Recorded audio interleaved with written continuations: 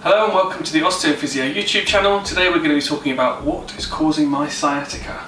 So sciatica or sciatic nerve pain is incredibly common, and we get a lot of people coming in going, it's sciatica, the pain in my leg is due to the sciatica, and actually it's not that clear cut, it's a little bit more complex. So your sciatic nerve is one of the largest nerves in the body. It comes out of your lumbosacral plexus, so all that means is the nerves that leave your lower back and down into the pelvis, they blend together as they leave the spine, they blend to form a large nerve, which is your sciatic nerve, which comes out of the lower back underneath your piriformis muscle, which is the muscle across your buttocks, down into the leg, where it then splits behind the knee to form the common peroneal nerve, giving supply to the front and the side of the leg, and the tibial nerve round the back.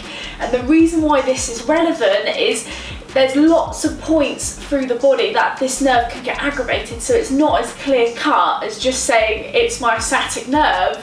It's a lot more complex. And the symptoms of sciatica can be quite varied as well. They can be very specific, located in a very specific part of the leg, the buttock, or into the foot as well. They can be shooting pains, that's what some people say, like an electric shock going down the back of the leg.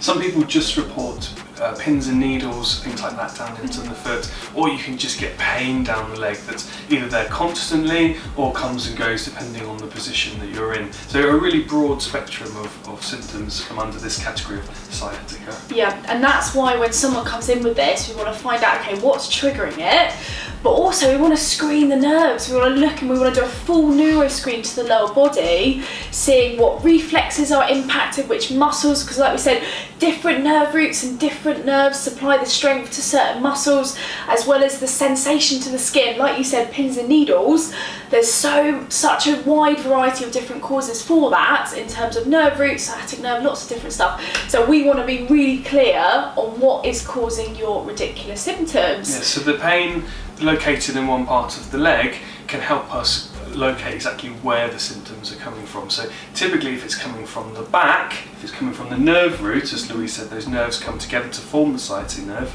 If it's coming from one of those nerve roots, it's going to be located, the symptoms are located in one part of the leg. Depending on where those symptoms are, we can say, right, that's the level of the spine that the nerve's getting compressed. Definitely. And so we're thinking of different causes of damage to the nerves. So we're thinking as they exit the spine, first of all, like you said, if there's that first bit where they're getting aggravated, it can either be due to a disc prolapse or a protrusion or a bulge, like we said about last time, either mechanical compression where the disc material is coming out and compressing on the nerve root, giving the symptoms, or if it's protruding and there's lots of inflammation in the area, it can give inflammatory aggravation of the nerve. So again, similar symptoms, slightly different causes. Yeah, absolutely. So as Louise said, you can have that direct compression onto the nerve, or you can have a chemical irritation of the nerve. So inflammatory mediators irritating the nerve root and causing symptoms down the leg. Typically, if that's the case, symptoms are a lot more diffuse, not quite so specific. Definitely, and you find they tend to resolve a lot quicker. And another cause of that could be facet, capsulitis, or locking or irritation, like we looked at in our other videos. So you think if a joint is locked in a position and everything's got quite guarded around that area, one of the side effects of that might be compression or aggravation of the nerve as it exits the spine. So they're the kind of most common symptoms there. And then as the nerve comes down, so when it blends into the sciatic nerve, it can get compressed underneath the piriformis.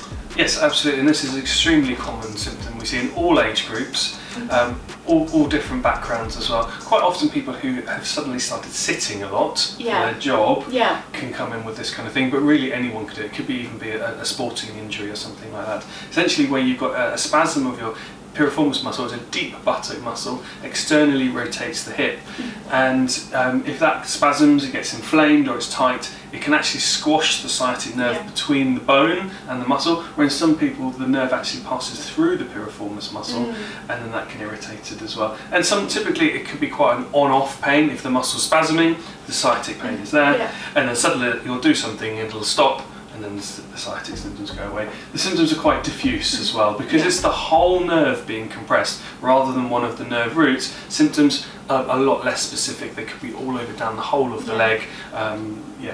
And I think that's why a lot of people panic, don't they, when they come in? They're like, oh, what's going on? Because it can be so vague. And again, we will add into the bio underneath, we've done a video on piriformis syndrome, so how to manage piriformis syndrome. But the idea is osteopaths, we want to get the spine moving, get the pelvis moving, and relax down into the area.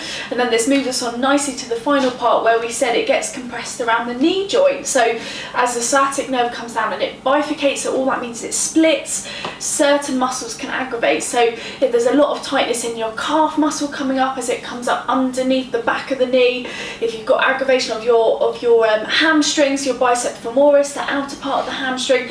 So again, this is what we would test for. We would feel all the muscles around that area, see how they are, any specific tightness, anything that aggravates the nerve, and obviously on screening we would look to see how the dural, so the nerve tissue, is being aggravated.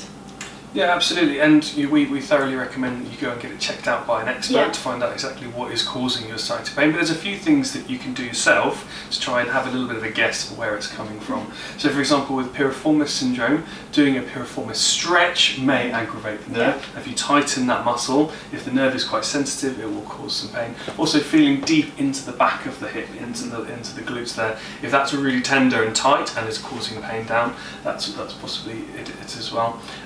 And disc injury as well. Yeah. If it is a disc causing the sciatic symptoms, sometimes if you sit on the sofa and just slump forwards a little bit, essentially what you're doing is you're squashing a disc, and if that's what causes your symptoms, then it could be a disc injury. But really best off getting it checked out by a specialist. Definitely. And then finally, because you touched on this so nicely in our last videos, obviously as osteopaths we want to look at the whole body. So how does your body compensate for this? Have you put yourself into an antalgic posture because of the pain? If it's resolved, what are the compensations left in the body? And how can we work from ankles all the way up to the neck, resetting for your posture, getting you moving better, so that long term less likely to reoccur? Yes, and of course we want to find out why these symptoms have come on. So it's all very well saying, right, it's the piriformis syndrome which is spasming or tight, but why is the piriformis spasming and tight? As Louise says, is it a slight twist through the pelvis? Is it something you're doing on a daily basis? You know, we always aim to get to the root of the cause, really. Definitely. So cool. Thanks.